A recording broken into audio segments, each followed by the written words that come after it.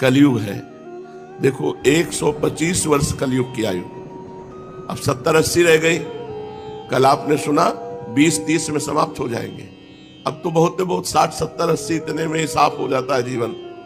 कोई बिरला 100 या ऊपर पार करे, कोई बिरला, नहीं तो 70-80-90 तो कोई बिरला। 20-30 साल की आयु होगी, क्या कर लोगे?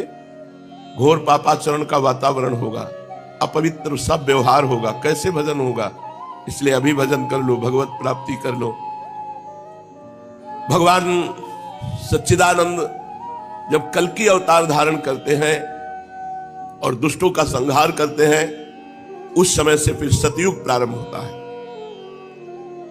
जब सब डाकुओं का संहार हो चुकेगा, तब नगर की और देश की सारी प्रजा का हृदय पवित्रता से भर जाएगा, क्योंकि भगवान कल्कि के शरीर में लगे हुए अंगराग स्पर्श पाकर अत्यंत पवित्र हुई वायु उनका स्पर्श करेगी। भगवान की श्री विग्रह की दिव्य गंध संपूर्ण प्रजा के हृदय को निष्पाप कर देगी। उनके पवित्र हृदयों में सत्यमूर्ति भगवान वासुदेव विराजमान होंगे और फिर उनकी संतान पहले की भांति हृष्ट पुष्ट और बलवान होने लगेगी। प्रजा के नयन मनोहारी हरि ही धर्म के रक्षक और स्वामी हैं। वे ही भगवान जब कल्कि के रूप में अवतार ग्रहण करेंगे, उसी समय सतयुग का प्रारंभ हो जाएगा और प्रजा की संतान परंपरा स्वयं ही सतोगुण से युक्त हो जाएगी। जिस समय चंद्रमा, सूर्य और बृहस्पति एक ही समय एक ही साथ पुष्य नक्षत्र के प्रथम पल में प्रवेश करते हैं, एक राशि पर आते हैं, उसी समय सतयुग का प्रारंभ होता है।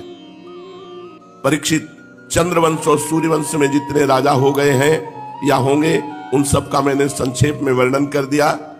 तुम्हारे जन्म से लेकर राजा नंद के अभिषेक तक 1115 वर्ष का समय लगेगा।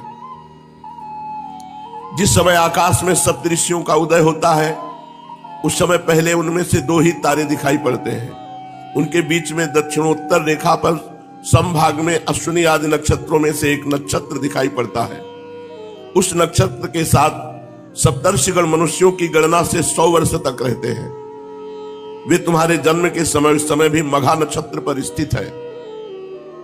स्वयं सर्वव्यापक सर्वशक्तिमान भगवान ही शुद्ध सत्वमय विग्रह के साथ श्री कृष्ण के रूप में प्रकट हुए थे।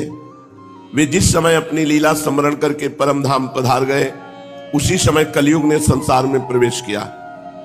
उसी के कारण मनुष्यों की मति गति पाप की ओर ढुलक गई। जब लक्ष्मीपति भगवान श्री कृष्ण अपने चरण कमलों से इस पृथ्वी का स्पर्श करते, तब कलयुग की